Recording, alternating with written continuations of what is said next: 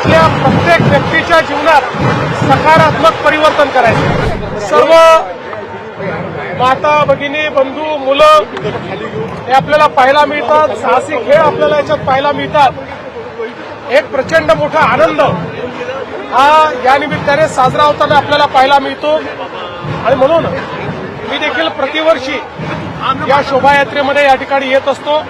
आजही आपण पाहू शकता याची जी भव्यता आहे ती कशा पद्धतीनं लोकांचा उत्साह आहे तो उत्साह आपल्याला पाहायला मिळतोय। एक प्रकारे नागपूरचा सगळा भाग हा भगवा झालेला आपल्याला पाहायला मिळतो। आधुनिकतेकडे जात असताना सुद्धा त्यांनाही आपली परंपरा जपत आहे हे पण एक चित्र चांगलं आहे। मला अतिशय आनंद आहे।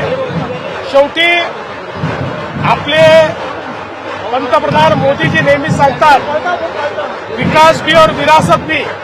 ही विरासत म्हणजे आपली संस्कृती आहे, त्यामुळे आधुनिकता जवळ करायची आहे, पण जे आपलं मूळ आहे जी आपली संस्कृती आहे ती मात्र आपल्याला जतन करून ठेवायची। नवीन वर्षाचा काय संकल्प आहे?